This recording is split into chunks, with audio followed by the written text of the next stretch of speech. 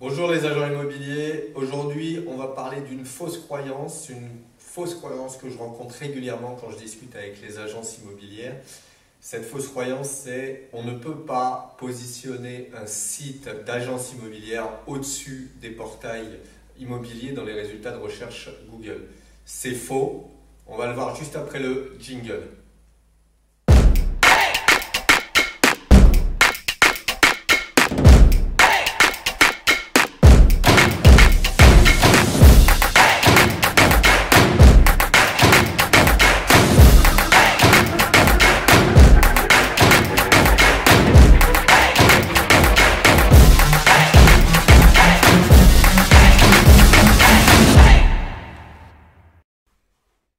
Rebonjour les agents immobiliers.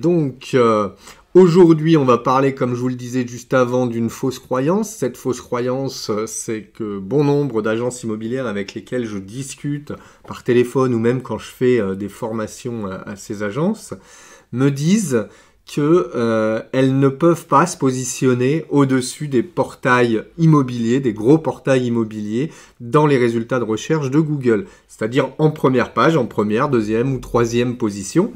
Et donc je leur explique que c'est faux, mais c'est une croyance qui est bien ancrée. Donc aujourd'hui, j'ai décidé de vous montrer les résultats d'une campagne de référencement qu'on fait sur le site d'un de nos clients. Et je vais aussi vous expliquer pourquoi bon nombre d'agences immobilières n'arrivent pas à se positionner sur ces requêtes qui sont tellement génératrices de visibilité, de business et du coup d'augmentation de chiffre d'affaires. En gros, il faut bien comprendre que vous avez souvent affaire pour votre site internet à un webmaster. Ce webmaster, ce n'est pas un référenceur. Je vais vous expliquer un petit peu la différence entre un webmaster, un référenceur, un développeur web.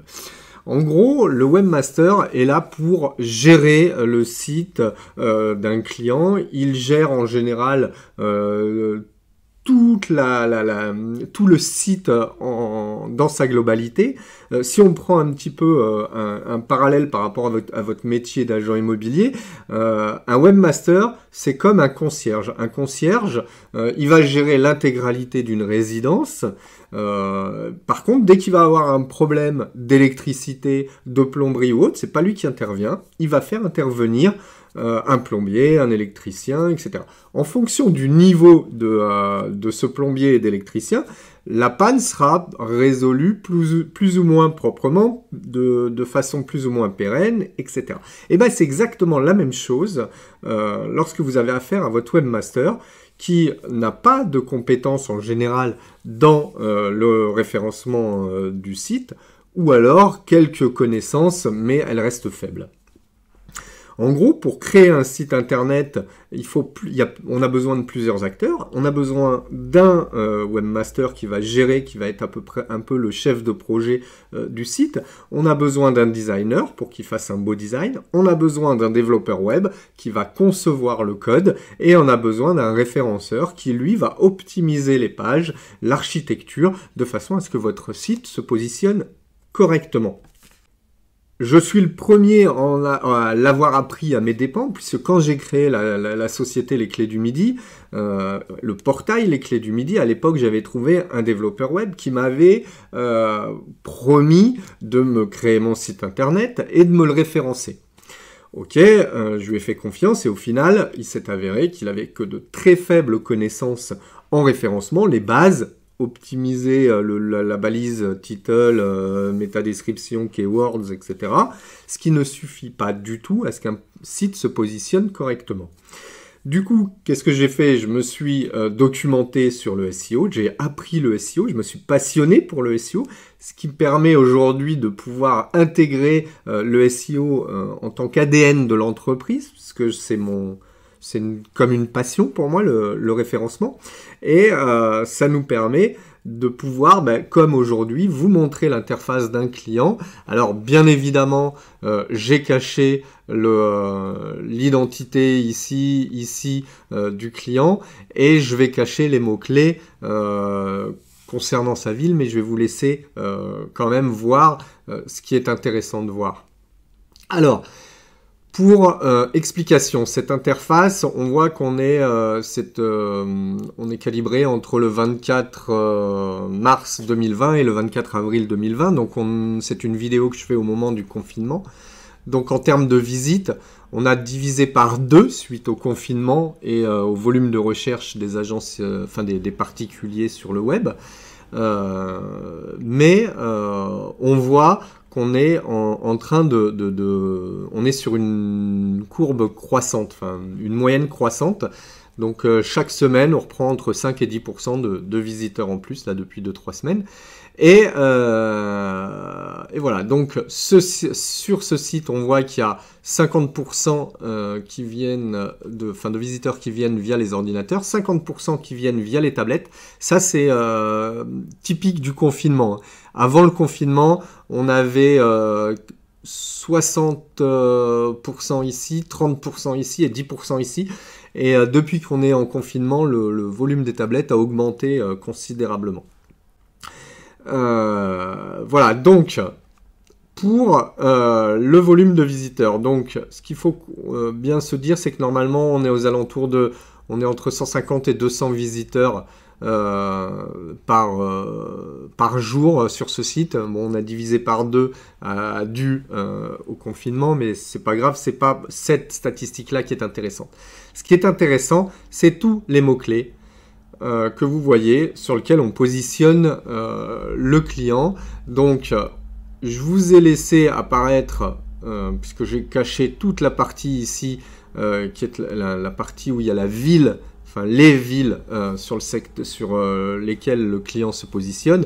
Je vous laisse juste voir les requêtes, achat appartement plus la ville, achat villa plus la ville, agence immobilière plus la ville, appartement, immobilier plus la ville. Et vous voyez, donc ça c'est les positions que le site avait quand on a récupéré. C'est un site qui a 5 ans à peu près d'existence. Et ce site, ça fait un peu plus d'1 an, 1 an et 2-3 mois qu'on le référence.